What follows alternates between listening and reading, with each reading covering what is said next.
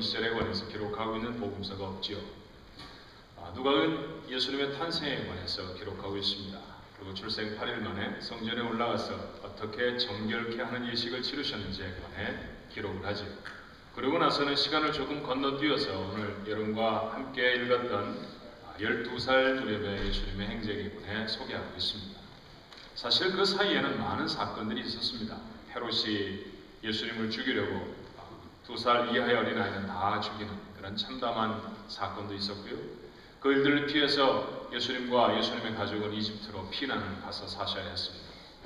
헤롯이 죽었다는 이야기를 들으신 다음에도 두려움 때문에 예루살렘으로 돌아오지 못하셨죠. 그래서 이스라엘로 보면 후지방에 위치하고 있는 갈릴리 지역의 나사렛이라는 동네에 가서 사셨습니다. 예수님이 12살쯤 되셨을 때에는 나사렛의 청소년으로 자라고 계셨던 때였죠. 어느 해 6월절에 이스라엘 사람들의 관례대로 예수님은 가족들과 함께 예루살렘에 올라오셨습니다. 이스라엘 백성은 절기를 참 소중히 여기는 사람들이었습니다. 그들에겐 많은 절기가 있었지만 그 중에 특별히 3가지 절기에는 그 사람들이 어디에 살든지 간에 예루살렘에 올라와 예배해야 한다는 것이 율법의 규정이었죠. 그래서 그들이 사는 것이 아프리카이건 아니면 소아시아이건 아니면 유럽의 어떤 지역이건 그들은 상관하지 아니하고 6월절이 되어지면 또 초막절이 되어지거나 또는 맥추절이 되어지면 반드시 하나님 앞에 올라와 예배하기로 했던 사람들이 바로 이스라엘 백성들이었습니다. 그러니 갈릴리 지역에 살던 사람이 예루살렘에 올라가는 게 얼마나 당연한 일이었겠습니까? 그 관례를 쫓아서 예루살렘에 가셨다는 것이죠. 아마도 예루살렘은 전 세계에서 온 사람들로 흘러넘쳤을 것입니다. 많은 눈물들, 처음 보는 일들, 처음 보는 사람들, 그런 사람들로 가득했겠죠. 그렇게 6월절이 시끌벅적지근하게 예루살렘에서 진행되어졌습니다. 절기를 다 마치고 예수님의 부모와 친척들은 나사렛으로 돌아오시던 중이었죠. 그런데 문제가 생겼습니다. 예수님이 없어진 거예요. 아무리 찾아도 보이질 않습니다. 벌써 하루 길을 왔어요. 아무리 천천히 걸었다 할지라도 하루 종일 걸어서 왔으니 예루살렘에서부터는 사뭇 떨어진 것이 아니겠습니까? 부모는 예루살렘으로 돌아가기로 결정을 하죠. 다시 돌아갔을 때 하루가 지나야 했습니다. 벌써 이틀이 지났습니다. 요셉과 마리아의 마음은 얼마나 불안했을까? 아이가 먹고는 있는지, 잠은 제대로 잤는지, 아프지는 않은지, 혹 나쁜 일을 당한 것은 아닐까? 온갖 종류의 나쁜 상상이 꼬리에 꼬리를 물고 머리에서 떠나지를 않았을 것입니다. 하루 종일 쫓아간 예루살렘을 이잡듯이 잡아 헤맸죠. 10대 소년이 갈 만한 곳이면 어디든지 갔을 것입니다. 요즘 같으면 오락실을 찾아갔을 것이고 게임방도 찾아갔을 거예요. PC방도 들어갔겠죠. 볼링장에 혹시 있는지 아마 들어가서 살펴보았을 것입니다. 다 뒤졌는데도 없었습니다. 찾고 또 찾았죠. 그러다 마침내 찾았습니다. 마리아의 기쁨이, 요셉의 기쁨이 얼마나 대단했을까요? 잃어버렸던 아이를 찾아보신 경험이 있다고 하면 여러분은 조금이나마 예수님 부모님의 마음을 이해할 수 있을 거예요. 그런데 여러분, 그가 어디에서 찾아졌습니까? 성전이었습니다. 아니, 교회에 있었다니 말이죠. 그 재미난 것들을 다 놓아두고 교회에 있었다니 얼마나 신기한 일입니까? 그것도 내노라는 성경교사들과 토론을 하고 계셨죠. 그런데 부모는 그런 정황을 생각할 겨를이 없었습니다. 그리고 화를 쏟아냅니다. 저 같아도 그랬을 거예요. 아마 우리 대부분은 마리아가 했던 것보다 더 큰 분노를 폭발시켰으면 틀림이 없습니다. 마리아의 분노는 이렇게 성경에 기록되어 있어요. 48절에 그의 부모가 보고 놀라며 그의 어머니에게 이르되 아이야 어찌하여 우리에게 이렇게 하였느냐. 보라 내 아버지와 내가 근심하여 너를 찾았노. 얼마나 걱정했는지를 아니. 이 철딱선이 없는 거사 이래가면서 혼을 내셨다는 얘기죠. 그런데 12살 소년의 입에서 나온 대답은 이런 것이었습니다. 49절이죠. 예수께서 이르시되 어찌하여 나를 찾으셨나이까? 내가 아버지 집에 있어야 될 줄을 알지 못하셨나이까? 주님이 지금 계신 곳은 성전입니다. 많은 사람들이 하나님의 집이라고 알려져 있는 것이죠. 근데 그 하나님의 집에서 예수님이 말씀하시기를 아버지 집에 있습니다. 그 집이 요셉의 집이었을까요? 그것이 아니라는 사실 여러분 너무나 잘 알잖아요. 오늘 어린 예수의 이 말은 2가지 관점에서 매우 신학적으로 의미심장한 말입니다. 첫 번째는 하나님을 자기 아버지라고 부르는 것이죠. 두 번째는 성전을 내 아버지의 집이라고 언급하신 것입니다. 이것은 당시 유대 문화에서는 전혀 익숙하지 않은 표현이었습니다. 예수님이 12살 당시였으니까 당연히 신약 성경은 없었을 거예요. 그들이 하나님을 알고 하나님을 찾아 나아가는 데 있어서 사용되어졌던 표준적인 문서는 구약 성경밖에는 없었습니다. 근데 여러분, 구약 성경 속에 하나님을 아버지라고 표현하는 것은 불과 14차례에 그칩니다. 그것도 이스라엘 백성들은 기록만 해놓았지 그 단어를 읽지 않았어요. 어떻게 감히 우리가 하나님을 아버지라고 부를 수 있습니까? 라는 생각 때문이었겠죠. 그래서 약속이나 한 듯이 이스라엘 사람들이 성경을 읽는 독법은 하나님을 아버지라고 부르는 구절이 나타나면 모두가 다 한결같이 입을 다물고 하고 포즈를 하고 넘어가는 것이 그들이 성경 읽는 방법이었습니다. 그러니 어떻게 읽는지, 그 발음이 무엇인지도 사실상 이스라엘 백성들은 알지 못했습니다. 그런데 12살짜리 소년이 하나님을 아버지라고 부르는 것입니다. 그리고 제사를 드리는 성전이라는 건물을 그 아버지의 집이라고 불렀습니다. 성전이 제사, 오늘날로 말하면 예배를 드리는 곳이었고 주님이 그곳에 머무르기를 원하셨다고 하면 이 사건을 예수님의 예배라고 부르는 것은 무리일까요? 오늘 우리는 이 사건을 통해서 주님이 예배를 어떻게 생각하셨는지, 주님에게 있어서 예배는 무엇이었는지에 관해서 알아보려고 합니다. 어린 예수가 자기의 동리로 돌아가지 않고 성전에 머물렀던 이유를 성경은 무엇라고 밝혀내고 있습니까? 그곳이 아버지의 집이었기 때문입니다. 그것은 이 집이, 이 건물이 아버지의 재산입니다. 우리 아버지가 소유하고 있는 것입니다. 그래서 내가 지켜야 합니다. 그런 뜻이 아니잖아요. 그것은 아버지가 계신 곳이라는 의미였습니다. 만약 누군가가 성전을 방문한다고 하면 그의 목적은 예배여야 하겠죠. 그렇다고 하면 그의 마음도 주님의 마음 같아야 하지 않습니까? 그것은 아버지가 계신 곳이고 그 아버지께 예배를 드리는 곳이 성전이고, 그리고 그 아버지께 드려져야 하는 것이 예배라는 사실을 우리는 과연 확인하고 이 자리에 와 있는 걸까요? 오늘 아침에 제가 몇몇 분을 유심히 예배당에 들어오는 분들을 봤는데 아버지 안녕하세요 이렇게 말씀하시는 분이 아무도 안 계시더라고요. 정말 우리의 마음속에는 이곳에 아버지가 살아 계시다는 사실을 알고 있을까요?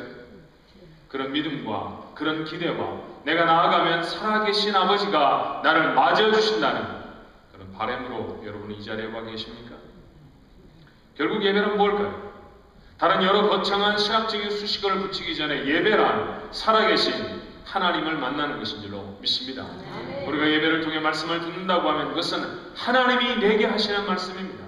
우리가 찬양과 기도를 하죠. 아무개의 기도가 참 오늘 좋았습니다. 우리도 듣습니다. 찬양을 할 때 참 멜로디가 아름답군요. 오늘 정말 화음이 좋았습니다. 우리도 듣지요. 그러나 그것을 듣고 받으시는 분은 누구이십니까? 하나님이십니다. 우리가 하나님 앞에 헌금을 드립니다. 우리끼리 모여서 사용할 수 있는 돈들을 각각 추령을 해서 그 돈을 공동기금으로 만들고 그것으로 교회를 운영하자. 운영기금을 내는 것이 결코 아닙니다.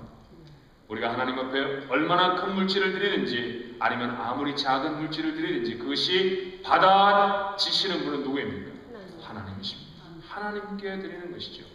우리의 예배에 이런 하나님의 임재에 대한 확신과 기대가 있어야 할 줄로 믿습니다. 제가 참 좋아하는 목사님이자 기독교 작가인 맥스 루케이로라는 사람이 어떤 책 한 권에서 예배를 드리는 사람들과 비행기 여행을 하는 사람들의 공통점에 관해서 적었는데요. 제가 혼자 읽고 있었습니다만 읽으면서 참 많이 웃었어요. 예배에 대한 반성이 생길 때마다 저는 그 책, 그 섹션으로 돌아가 그분의 그 이야기를 읽곤 한답니다. 저는 참 재미있게 읽었는데 여러분 한번 들어보시겠어요? 얼마나 재미있는지. 여러분도 그렇게 생각하십니까? 예배를 드리러 예배당에 와 앉아있는 사람들과 비행기를 타고 여행을 하는 사람들 속에 과연 공통점이 있을까요? 생각해보면 참 많더라고요. 대부분 몸가짐이 단정하고 점잖습니다. 그렇죠? 더러는 조는 사람도 있고요. 더러는 창문을 보는 사람도 있습니다. 우리는 그래서 아예 창밖을 볼까봐 창문에다 스테인드 글라스를 발라버렸죠. 많은 사람들이 비행기가 날아가는 방향에 대해서 별로 관심이 없습니다. 동쪽으로 가고 있나? 서쪽이야? 여러분 그런 걸 생각하면서 비행기를 타보신 경험이 여러분에게 아마 한 번도 없을 거예요. 도리어 비행기를 탄 사람의 주된 관심은 뭡니까? 오늘 나오는 밥은 좀 맛있을까? 기내식에 훨씬 더 많은 관심이 있습니다. 내가 보지 못했던 텔레비전을, 그런 방송들을, 내가 혹시 놓쳤던 영화들을 오늘 이 비행기를 타고 가면서 볼 수 있지 않을까? 더 재미스러운 일에 대해서 관심이 많지요. 교회 모임분들도 여러분은 아니었으면 참 좋겠습니다만, 목사가 하는 설교보다는 사실 오늘 점심 메뉴가 무엇일까에 대해서 더 많은 관심을 가지고 계신 분이 계십니다.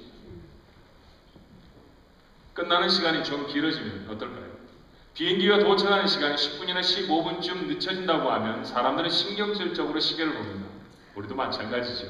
예배가 5분이나 10분쯤 늦어진다고 다시는 안 올 거야 라는 말을 속으로 100번도 넘게 하는 분들, 여러분은 아니었으면 좋겠습니다만 불행하게도 우리는 그런 모습입니다. 그렇죠? 그리고 대부분의 사람들은 적당한 만족을 얻고 돌아간다고 해요. 끝나고 돌아가면서 옆에 사람들에게 Have a nice trip. 우리 참 좋은 여행을 했지요. 즐거운 여행 되십시오. 사실은 별로 즐겁지 않고 지루한 여행이었는데 말이죠. 예배당을 빠져나가면서 많은 사람들이 목사에게 인사합니다. 목사님, 참 설교가 좋았어요. 은혜를 많이 받았습니다. 좋은 예배였죠. 저는 알아요. 그분들 중에 90%는 설교를 기억도 못합니다. 우리가 드리고 있는 예배가 비행기 여행을 하는 사람과 똑같다고 합니다. 우리의 속에 어떤 은혜가 자리 잡을 수 있을까요? 어떤 놀라운 기적들이 우리의 삶 속에 일어날 수 있을까요? 예배당을 마치 가기 어려운 곳을 마치 꼭 가야 하는 것처럼 의무로, 내가 어떤 장소를 가야 하기 위해서 비행기 정말 타기 싫은데 할 수 없지라고 비행기에 올라타는 사람처럼 그렇게 앉아있다고 하면 이 예배는 우리에게 어떤 의미가 있겠습니까? 하지만 제게는 지난 가을에 잊지 못할 비행이 있습니다. 9월달이었었어요. 중국에 선교여행을 가기 위해서 비행기를 타야 했었는데요. 누군가의 호의로 생전 처음 제대로 된 비즈니스 클래스를 타봤다는 건 아닙니까? 들어가 보니까요, 들어가는 통로부터 달랐고요. 그리고 비행기에 2층이 있다는 건 알았지만 제가 그 2층에 앉아서 날아가 보기엔 생전 처음이었습니다. 2층 집 타고 비행기를 탔다니까요. 2층 집으로 날아갔다니까요. 제가 앉는 좌석은 제가 늘 사용하던 좌석과는 전혀 달랐습니다. 넓이도 달랐고요. 그곳에 붙어있는 단추가, 버튼이 얼마나 많았든지 움직이면 꼭 제가 앉아있는 의자가 로봇처럼 움직여 주었습니다. 얼마나 재밌었는지 몰라요. 이렇게 움직여보고 제껴서 침대를 만들어 보기도 하고 다시 올려서 마치 편안한 그 안락 의자처럼 만들어 보기도 하고요. 한참 정신없이 의자를 가지고 장난하는데 스튜어디스가 제게 진짜 사기 그릇에 담겨진 케이크를 가져왔습니다. 그래서 저는 잘 먹는 줄 알았어요, 사실. 그랬더니 저희 교인 중에 한 분이 제게 좋은 여행이다라고 바깥에서부터 배달을 시켜주신 것이었습니다. 얼마나 감동을 했는지 눈물이 찔끔 날 뻔했죠. 정말 재밌게 그 비행기를 탔습니다. 인천까지 가는 동안 12시간이 걸렸지만 2시간도 안 걸린 것 같았어요. 그런 비행기라고 하면요, 10번도 탈 수 있습니다. 탄다는 기회만 있으면 다른 중요한 일을 저축으로 타볼 거예요. 그 이후에 비행기를 몇 번인가 탔습니다만 그때마다 혹 이번에는 탈 수 있지 않을까 그런 기대를 하게 된답니다. 여러분에게 예배에 올 때 그런 기대가 있어야 하는 건 아닙니까? 하나님이 나를 특별히 대우하시고 전에 경험해보지 못했던 놀라운 일들이 오늘 나에게 생길지도 몰라 라고 하는 그런 기대와 그런 감격을 가지고 와 이 자리에 있다고 하면 그 예배는 얼마나 많이 달라질 수 있을까? 늘 그렇고 그런 예배를 보는 사람과 기대를 가진 사람의 예배는 다르지 않겠습니까? 아버지가 보시기 때문에 우리는 가장 좋은 옷을 내어 입어야 합니다. 아버지를 만날 것이기 때문에 아버지께 드릴 말씀을 준비해야 하죠. 여러분의 마음속에 어떤 말들이 채워져 있습니까? 한 주간을 살아가면서 혹 1년을 살아가면서 여러분의 마음속에 안개처럼 가득한 근심과 걱정, 모호한 사건들에 대한 그런 것들로 가득 채워진 제 자리에 나와 있지 않나요? 하나님을 만나는 자리입니다. 인터뷰를 하기 위해서 한 회사의 면접관을 만나기 위해서 내가 해야 할 말들을 노트에 적었다가 다시 읽었다가 반복해 준비해 가지 않습니까? 하나님을 만나서 내 말을 잘하면 소경이 눈을 뜰 수 있습니다. 정말로 가난했던 사람들이 하루아침에 부유해질 수도 있죠. 그 놀라운 체스들이 우리 앞에 있음에도 불구하고 우리가 하나님 앞에 드려야 할 말들을 전혀 준비도 하지 않고 이 자리에 나와 있습니다. 아버지가 나를 만나주신다는 그런 기대가 우리의 마음속에 없기 때문이죠. 하나님의 말씀을 들어야 하기 때문에 좋을 수가 없습니다. 그 말씀 하나를 어떻게 놓칩니까? 우리가 세상을 어떻게 살아가야 할지, 우리의 삶 속에 무엇이 축복이 되는지 하나님이 말씀하시는 시간인데 어떻게 그것을 귀 바깥으로 지나버릴 수 있을까요? 그래서 우리는 다른 날보다 토요일 날 넉넉히 자야 합니다. 왜? 말씀을 들어야 할 주일에 좋을 수 없기 때문이죠. 아예 이 자리를 여관처럼 생각하시는 분이 계시다. 성경책 아예 덮고 아무도 주무신다고는 안 그래요. 제가 여쭤보면 묵상을 했다고 얘기를 하지. 하나님의 말씀이 들려주고 계십니까? 하나님의 말씀이라는 기대가 여러분에게 있나요? 우리 아버지를 자랑하는 것입니다. 우리 아버지를 높이는 것이죠. 그래서 찬송은 내가 제일 크고 제일 힘차게 불러야 합니다. 이것이 예배 아닙니까? 점에 있어서 예배는 하나님의 임재를 체험하는 것이었습니다. 우리에게 있어서 예배는 다르지 않아야 한다고 분명히 믿습니다. 단 한 번도 거르지 않고 하나님을 만나는 예배를 기대하시기를 바랍니다. 그런 예배는 인생의 생기를 불어넣죠. 아버지를 만났는데 도대체 뭐가 문제입니까? 세상에 우리를 어렵게 하고 고통스럽게 하는 게 수없이 많지만 모든 것들의 해결 방법을 다 가지고 계신 아버지를 만날 수 있다고 하면 내 삶은 다 해결된 건 아닌가요? 그 예배의 시간이 아버지를 만나는 시간이 되어져야 합니다. 우리의 예배가 이런 소원을 갖고 나오는 예배가 되기를 주님의 이름으로 축원합니다. 예수님이 하셨던 대답을 다시 한번 주의 깊게 볼까요? 49절의 말씀이었죠. 예수께서 이르시되 어찌하여 나를 찾으셨나이까? 내가 내 아버지 집에 있어야 될 줄을 알지 못하셨나이까? 여러분, 이 말씀의 뜻이 무엇인지 여러분 너무 잘 알잖아요. 아버지의 집에 있는 것이 당연하다는 이야기입니다. 더 나아가서 아버지의 집에 있는 것이 가장 중요한 일이라는 것이죠. 그렇습니다. 예수님에게 있어서 예배라는 것은 아버지를 만나는 일이었고 예수님에게 있어서 예배라는 것은 가장 중요한 일이었습니다. 여러분에게도 그렇습니까? 아멘. 우리에게도 예배는 우리의 삶의 가장 중요한 일이에요. 다른 어떤 것보다도 해야만 하는 것, 당연한 것이 되어져야 합니다. 한참 세일하는 물건을 골라서 입어보려고 하는데 그래서 페이링룸 앞에 줄을 서 있는데 전화벨이 울립니다. 학교에서 전화가 온 거예요. 당신의 아이가 열이 펄펄 끓습니다. 얼마나 아이를 데려가십시오. 한 번쯤은 전화를 받아보신 경험이 있으실 것입니다. 여러분은 어떻게 해야 합니까? 선생님, 제가요 참 좋은 옷을 골라놨거든요. 이거 입는데 얼마 걸리지 않을 것 같아요. 이걸 금방 입어보고 빨리 사서 갈게요. 우린 그렇게 말하지 않아요. 제가 아무리 좋은 옷들을, 아무리 좋은 가격의 옷들을 팔에 가득 들고 있다 할지라도 그 자리에 다 내려놓고 우리는 아이를 찾으러 달려가야 할 것입니다. 내 아이의 그 별로 화려하지 못한 연주의 시간과 그리고 내가 야구 중계를 보는 시간이 겹쳐진다고 하면 제대로 된 아버지 같으면 야구 중계 포기하고 아이의 학주의 자리에 꽃다발을 들고 가서 앉아 있을 것입니다. 우리는 세상에서 무엇이 더 중요한지를 선택할 수 있는 지혜가 있지 않습니까? 예배에 관해 여러분에게 질문해 보면 여러분은 어떻게 대답하시겠어요? 오랜만에 동창들이 모인다는 소식이 전해졌습니다. 참 반가운 얼굴들이 모일 겁니다. 그런데 모이는 시간이 주일 오전 11시랍니다. 어떻게 하시겠습니까? 아이가 새로 좋은 직장에 취직이 됐다고 알려주었어요.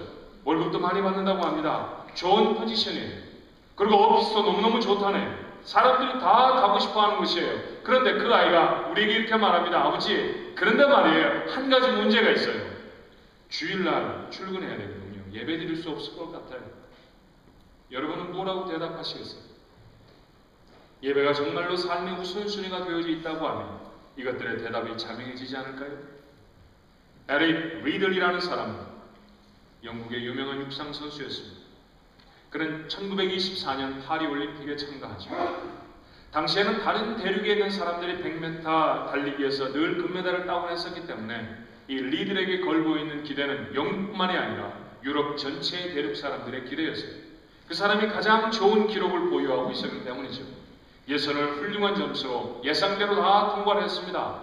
결승전 시간을 받아놓고 보니까 주일입니다. 도무지 예배할 수 없어요. 결승전에 달려가야 할 사람이 주일에 예배하고 돌아와 그 달리기를 할 수도 없고요. 그 달리기를 하고 난 다음에 돌아가 예배할 수도 없는 것이죠. 너희들은 고민에 빠졌습니다. 무엇을 해야 하나? 그는 단호한 결정을 내려요. 나는 결승전에 뛰지 않겠습니다. 영국이 물 끓는 것처럼 끓어올랐습니다. 온 유럽이 그를 향해서 비난의 이야기를 던졌죠. 조국의 명예를 버린 배신자라는 얘기도 들었고요. 편협하고 옹졸한 신앙이라는 비난도 받았습니다. 경기가 있던 날 금메달은 결코 그의 것이 될 수 없었지만 그는 하나님께 예배를 드립니다. 아멘. 그가 받을 수 있었던 금메달보다 하나님 앞에 드릴 수 있었던 예배가 더 소중했기 때문이죠. 고국으로 돌아가면 오래 맞을지도 모릅니다. 올림픽이 끝나는 시간만 기다리고 있었습니다. 그런데 400m 경기에 출전하였던 그의 동료 친구 하나가 그만 발목에 부상을 입고 달릴 수가 없게 되어졌어요. 코치가 풀이 죽어 있는 에릭에게 제안을 합니다. 네가 대신 뛰어보지 않을래? 한 번도 400m를 뛰어본 적이 없습니다. 400m를 뛴다고 해도 좋은 성적을 거둘 자신이 없어요. 그렇지만 리더는 해보기로 했습니다. 그의 신앙의 모습이, 그의 결단이 얼마나 아름다운 것인가를 알았던 한 팀의 동료가 그의 손에 조그마한 쪽지를 전해주었죠. 그 쪽지에는 이렇게 쓰여져 있었습니다. 나를 존중히 여기는 자를 내가 존중하리. 성경 말씀이죠. 그 말씀을 손에 꼭 들고 리들은 400m를 올림픽 경기에 처음 뛰어보았습니다. 그날 에릭은 47초 6이라고 하는 세계 신기록으로 금메달을 따요. 얼마나 놀라운 일이었는지 모릅니다. 온 영국이 환호했죠. 그가 돌아올 때 꽃다발을 뿌려주었습니다. 그에게는 앞길이 보장되어 있었습니다. 어딘지 가면 그는 명사가 될 수 있었어요. 그런데 올림픽이 끝난 다음에 1925년에 그는 모든 명예와 모든 기회를 다 내려놓고 중국의 선교사로 떠납니다. 사랑하는 성도 여러분, 어떤 사람의 이야기여야 할까요? 우리의 이야기여야 할까요? 나는 이것이 우리의 이야기였으면 참 좋겠습니다. 세월이 한참 지난 다음에도 그 이야기를 읽으며 우리의 가슴이 뛸 수 있다고 합니다. 오늘 이 자리에 앉아서 하나님을 예배하는 여러분의 이야기들, 여러분의 가족들, 여러분을 알고 있는 믿음의 후배들의 가슴을 또다시 뛰게 하지 않겠습니까? 그런 믿음의 사람으로서는 예배에 달려있는 것이죠. 성경은 우리가 지어진 까닭을 이렇게 말합니다. 이사야 43장의 말씀이죠. 이 백성은 내가 나를 위하여 지었나니 나를 찬송하게 하라 합니다. 무엇 때문에 살아계십니까? 예배하기 위해 살아있다고 성경은 말합니다. 절벽에 등대가 하나 서 있었습니다. 그 등대지기는 한 달에 한 번씩 기름을 공급받습니다. 그리고 그 기름으로 등대에 불을 밝히는 데 사용해야 했죠. 동네에는 가난한 사람들이 좀 있었어요. 그래서 종종 등대를 찾아와서 기름을 빌어가곤 했습니다. 제가요 난방을 해야 되는데 기름이 떨어졌습니다. 제게 기름을 좀 주십시오. 홀로 아이를 키우고 있는 아주머니가 불쌍해서 기름을 나누어 주었습니다. 초로에 노인이 와서 제게 방을 밝혀야 하는데 기름이 많지 않습니다. 제게 방을 밝힐 수 있는 기름을 좀 나눠 줄 수 있습니까? 불쌍해 보여서 마음씨 좋은 등대지기는 또 기름을 나누어 주었죠. 그렇게 사람들이 기름을 나누어 주다가 보니까 월말에 그만 등대를 밝힐 수 있는 기름이 똑 떨어지고 말았습니다. 등대에 불은 꺼지게 되어졌고 그 칠흑같이 어두운 밤에 그 바다 앞을 항해하던 배 몇 척이 파선을 당하고 말았어요. 문책을 당하기 위해 그는 본토로 소환이 되어졌습니다. 많은 사람들이 그를 비난했죠. 그런데 그를 비난했던, 그를 책망했던 관리의 한 사람의 말은 이런 것이었습니다. 기억하십시오. 당신에게 기름이 공급되었던 까닭은 오직 한 가지 이유 때문이었습니다. 그것은 당신이 맡고 있는 등대에 등불을 밝히기 위한 것이었습니다. 우리가 하나님의 나라에 갔을 때 하나님도 우리에게 물으실 것입니다. 내가 너에게 준 생명은 무엇을 위해 썼느냐? 내가 너에게 준 기회와 시간들을 너는 무엇을 위해 사용하였느냐? 예, 하나님, 제가 좋게 보이는 이런 일들도 저런 일들도 위해서 제 시간도 제 기회도 사용했죠. 아니다. 내가 너에게 생명을 준 까닭은, 내가 너에게 시간을 준 까닭은 나를 찬송하고 나를 예배하게 하기 위함입니다. 대답할 말씀들을 준비하고 계십니까? 12살 소년은 집으로 돌아가는 것보다 예배하는 것이 중요하다고 믿었습니다. 이 세상에 무엇보다도 하나님을 예배하는 것이 중요한 일임을 주님은 우리에게 가르쳐 주십니다. 이 예배를 통해 하나님 우리를 만나시죠. 아버지 하나님을 경험하는 것입니다. 그것이 예배입니다. 이런 기대로 예배하는 자, 삶의 가장 우선순위가 예배이자 그가 예수님을 닮은 사람 아닐까요? 우리가 배워져야 할 모습인지로 믿습니다. 많은 예배를 평생 드리실 것입니다.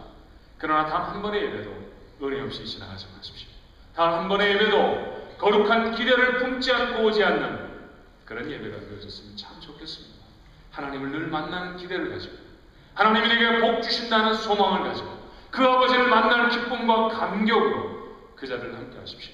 다른 세상에 번잡스러운 많은 일들이 있습니다. 그러나 아무리 돌아보아도 예배보다 중요한 시간들이 없습니다. 이미 많이 사셨잖아요. 이미 많이 경험해 보지 않으셨습니까? 많은 사건들, 참 좋아 보이는 일들 참 많이 경험했는데 대답해 보십시오. 예배보다 귀했나요? 사실은 아니었습니다. 귀하게 드렸던 한 번의 예배가 우리의 생애를 얼마나 놀랍게 바꾸시는지 여러분 아시지 않습니까? 그런 매일의 예배가 우리에게 되어질 때 우리는 주님 닮은 자 되어질 것입니다. 그 아름다운 예배가 여러분 것 되어지시길 주님 이름으로 축원합니다. 기도하십시다. 사랑과 은혜가 많으신 하나님 아버지, 주님 저희를 참 사랑하셔서 하나님 앞에 나와 예배할 수 있는 자로 삼아주셨는데 아버지 하나님 저희에 대해 드리는 예배가 늘 무력하고 감격이 사라져버린 예배가 되어져 버렸습니다. 마지못해 자리를 들어 일어나서 오늘도 예배에 가야 하는 거야?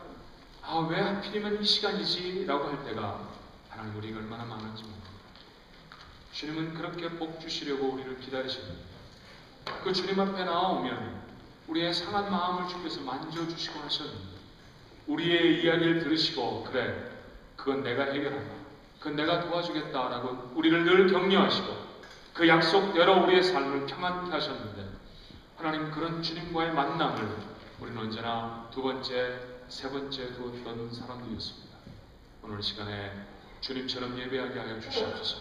아버지를 만나는 감격으로 예배하게 하옵시고 그것이 우리의 삶의 가장 중요한 일이라는 우리의 삶의 우선순위를 새롭게 하는 그런 예배가 되도록 도와주시옵소서.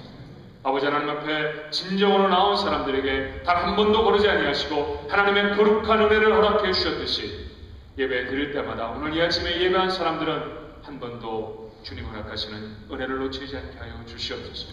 우리의 인생이 바뀌게 하옵시고 하나님을 붙잡게 하여 주시옵시고 하나님의 거룩하심을 높일 수 있는 저희가 되어지게 하여 주시옵소서. 예수님 이름으로 간절히 기도하옵나이다. 찬송가 280